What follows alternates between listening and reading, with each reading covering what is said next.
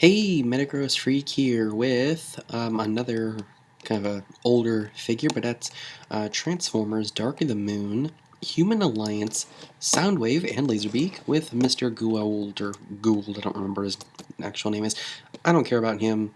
I care, of course, about Soundwave and Laserbeak.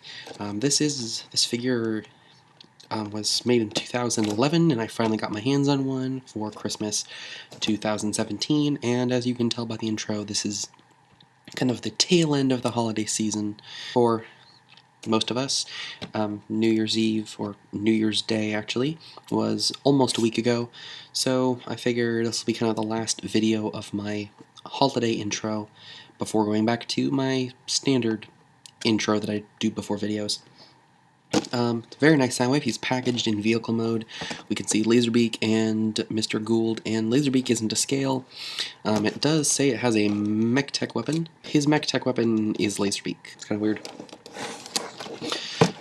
Soundwave can turn Force into a robot, and Laserbeak turns into a little hawk that also becomes like a hover bike that Mr. Gould can ride on, but it also is his shoulder cannon. Or he can just hold Laserbeak. You know, that makes more sense. He turns, of course, into a Mercedes-Benz. Let me see, SLS AMG. I don't know what that means other than just being a Mercedes. And, of course, since it was 2011, they introduced Transformers Prime, and I'm hoping to get my hands on a Transformers Prime Soundwave relatively soon. Starting off, I guess, right out of package, here is Soundwave and Laserbeak and Mr. Gould in right out of the package. I've got Soundwave in his vehicle mode, his Mercedes SRS mode. We have Laserbeak in his kind of turkey vulture hawk mode, and then Mr. Gould. Mr. Gould is a very awkwardly, I don't know, I'd say probably the biggest flaw of the vehicle is that it doesn't scale well with other Transformers. Now, why do I say that?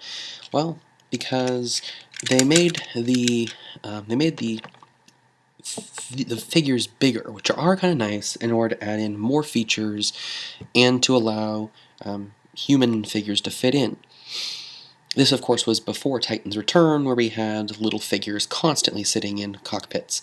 But let me show you a couple things to compare. First off, here's Mr. Gould compared to a Prime Master. You can see they're actually about the same size, which is really weird because Mr. Gould is a human, so obviously he is human scale, and inside a Prime Master is a Titan Master. Is of course one of the primes, and Titan Masters are also supposedly to scale with humans. As you can see, that is not scale. When he's inside the Prime Armor, the Prime Master is almost to scale with a human, which of course makes sense considering that the Prime Armor were based off the Pretenders, which were roughly human-sized, but these do not scale. The vehicles were upscaled, like I said before, to add in more detail, more features, more articulation. Some of these were done very well, like Soundwave. He was done very well. The Human Alliance Soundwave is a far improvement over his deluxe class figure. He also does have a little peg in his back so that you can open up either of the gull-wing doors and just kind of peg him into a seat. He has ball joints in his hips, but they're really awkward ball joints. He has hinges in his hips, ball joints in his arms he can kind of fit in. I didn't buy this for Gould, though. This, to me, is just kind of an accessory that I don't even want.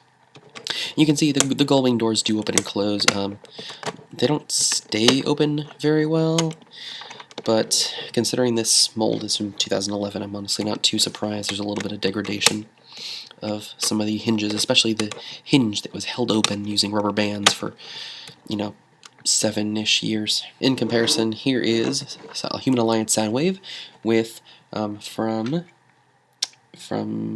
The Last Night, deluxe class crosshairs. You can see he's a bit longer, a bit wider. Here he is with Warrior class Bumblebee from Robots in Disguise. Again, you can see a bit longer, a bit wider. And from Titan's Return, here he is with Hot Rod. About the same width, actually, as the car, because Hot Rod's a bit wider, but again, significantly longer, a couple inches longer, in fact. But it's good. It's good. It has some nice detailing on it. It even has the license plate that says Superior, arguably the best feature of the vehicle mode. They didn't even need to put that in. And wheels are molded nicely. You can see Decepticon logos on the underbelly. That's kind of nice, isn't it? And there actually are rubber. They actually are rubber, rubber-ish, or maybe they just have good treading. Because listen to just how smooth that rolling is compared to this drags. That rolls. That's just nice. Of course, here is Laserbeak. Laserbeak is essentially kind of I guess he's an action master because he turns into the weapon. He doesn't really have an alt mode other than just being kind of a motorcycle hover thing for Gould, which I may show at the end depending on how much I have trouble with Soundwave. But you can kind of see how he works underneath. But he's about as big as a Legends class. So yeah, he's basically a Legends class that functions like the Prime Armor, turning from a robot into a weapon. According to the official directions, this is the combined robot mode, and well, let's just say it's so top heavy that if I were to move my hand down here, it would immediately fall over. The legs on my figure have really weak joints, and there's 1, 2, 3, 4, 5 joints just in the legs, and then each of the toes, and there's 3 toes, is on its own joint, keeping it up. And you can see I can move my hand and it only stood for about maybe 2 seconds tops before it fell over. Of course, here at the top we have Mr. Gould riding Laserbeak, and without Gould, yeah, it kind of replicates Soundwave's shoulder cannon. And there's ports on both sides, so you can do it on either side, and I kind of like that. The problem is, as you can see, a whole bunch sticks off the back, which is, of course, adding to weight that isn't necessary because Soundwave already has a pretty big backpack. Basically, about half of this figure is in the shoulders. You can see we have these massive sections coming off the back. This isn't too much of a big deal, but it is a little disappointing that we just have like the hood and the windscreen as a backpack.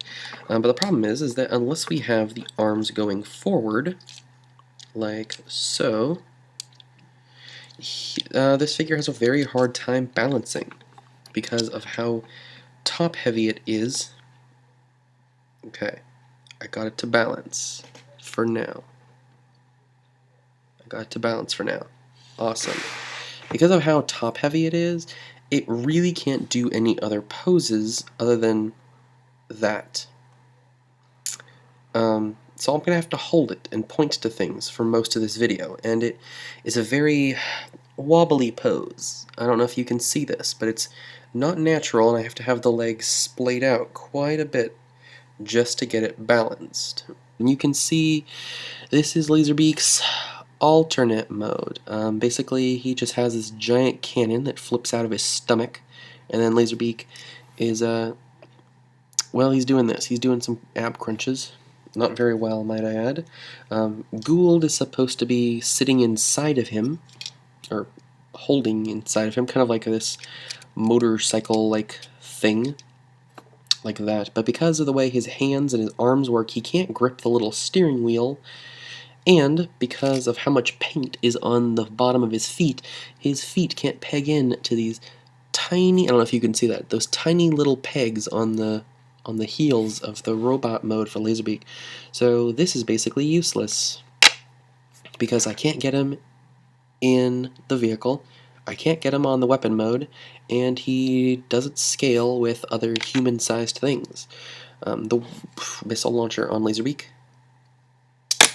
does work. It gets a pretty good launch considering it's a 6-7-year-old spring. Missile is, well, it's a missile. The molding on the cannon, though, is kind of nice, honestly. But unless you're planning on using this as like an over-the-shoulder bazooka, I don't really see this as being a very good weapon. I kind of want to just detach this part so I can have Laserbeak on its own, or on his own, I guess. Laserbeak is pretty nice. He's got decent articulation for a figure this small. And of course, the weapon just folds up and makes his underbelly. And honestly, I think it'd be better if you just had Laserbeak mounted like this, and then you just tilt the cannon bit down to fire out the stomach, because really the only thing that's preventing you from firing is the little the neck bit. But yeah, if you just tilt down a little bit, see, you can fire while in the beast mode, robot mode, I'm not sure. Laserbeak also has little clips on the underside of his feet, so he can actually grip onto a tech mech, or tech, what's it called? Mech tech, there we go, mech tech rail, which is kind of cool. And I like the paint job they did with the wings, it looks very nice.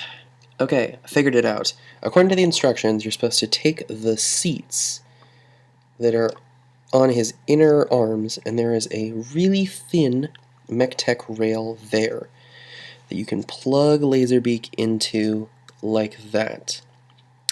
I'm not going to do that right now, but that would help the balance issue. I have to try to figure out a good pose for Laserbeak where that would actually look good, but I'm assuming some kind of a squatting position might look good, but he's a very big accessory, so I don't want him to pull him forward. Not that that would be terrible. You can see he's got this nice sonic blue on his forearms, and this is also on the sides where we have these brilliant Decepticon logos there, on both sides actually. So yeah, he does have Decepticon logos. Interesting feature as well is Soundwave actually has jaw articulation. See, the head just turns left and right, about 45 degrees left, 45 degrees right, but check this out. There is a hinge in the upper head so that the mouth can open and close. And that's something that's really cool, considering most Soundwaves don't even have mouths. Another interesting feature is that these sonic blue compartments actually can flip up to give Soundwave his kind of classic sonic cannons. It seems, though, that you can only do that with one arm, though, which is really weird. Yeah, apparently you can only do that with one arm, which is really weird. So I guess you can always just have one arm be the sonic cannon arm and the other arm be the one that holds Laserbeak. But yeah, there we go. He does technically have a weapon. If you look at this one doesn't have a screw in it, and there's this hinge at the bottom. And on this hand, there is no hinge, and there's a screw inside. So yeah, I guess he only has one sonic cannon. Or maybe it's a friendship bubble blower. I also do like that he has the fingers that can fold in. That's kind of cool. I'd say overall, this isn't the best Soundwave I have, but he's certainly really cool in concept. I just wish the execution was a little bit better.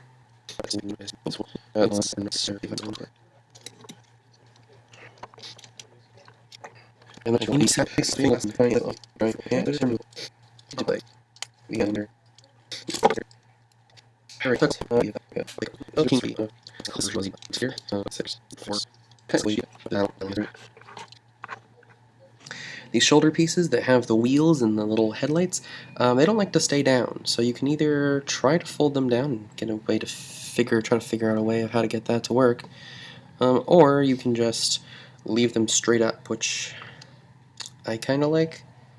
Because of the way this panel folds, they don't fold flush, but I mean, at least you can kind of make him a little more imposing. That's Soundwave with his sonic cannon and Laserbeak. The sonic cannon is kind of a nice little sub feature, but it obviously is not a main feature. I'm just gonna fold that up a little bit. There we go. Just have Soundwave offering his hand out. and this is just going to go in like a junk drawer for something. But yeah, that's Laserbeak. Honestly, I don't think there's really a good way to pose Laserbeak other than just having him hanging out on the arm. It doesn't really look good going forwards or backwards because of how long the tail is. But yeah, I think it's a good figure, and let me just get a couple things to compare it to. I just have a couple figures I want to compare it to. But first, just for fun, here he is with the 2017 Tiny Titans version of this model, of this mode. You can see this one is really under-detailed, but I mean, he does exist. But here he is with the deluxe class of his Revenge of the Fallen counterpart, which I just think is funny that the car got the Human Alliance, that the satellite is significantly smaller. Here he is with another, kind of a similarly sized figure, Transformer Cybertron Voyager Soundwave. You can see this one's a lot taller and thinner and, well, able to balance on its own. Also, this version of Laserbeak doesn't prevent him from using his arm. Here he is, of course, with Titan's Return Leader Soundwave. You can see this version of Soundwave is significantly larger, obviously because it's a leader class. And of course, I have Laserbeak in the chest compartment. So not to ignore Laserbeak, but yeah, there we go. And then, just for something a little more, I guess you could say, contemporary, here he is with the Last Night Voyager Prime. You can see there, he's a little bit shorter than most Voyagers. He's got a lot more bulk to him though because of those massive arms. Like, honestly, I feel like this mold could have been a lot better if the engineering had been a lot better. There are way too many joints in the legs, and they're all super loose. There's a lot of just kibble. Like, we got kibble. We got these weird little armor pieces that are technically kibble that just actually flip out and cover up the arm joints. We just have a ton of kibble all over the arms that make it really bulky, and it doesn't look good, in my opinion. But from the front, he looks fine, assuming that is you can get the shoulders to work in a way that looks good to you. For example, I kind of like how this looks, with them kind of resting on the back a little bit. I mean, you essentially what you have here is a really big hunchback with a giant bird, and it's okay.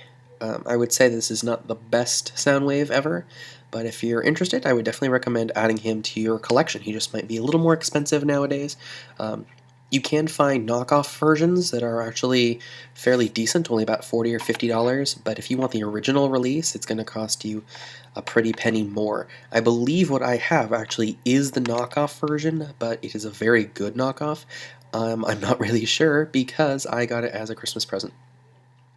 And also just the little Human Alliance figures are weird. Anyway, thank you all for watching. I've been Metagross Freak. See you around, and have a great one. Bye.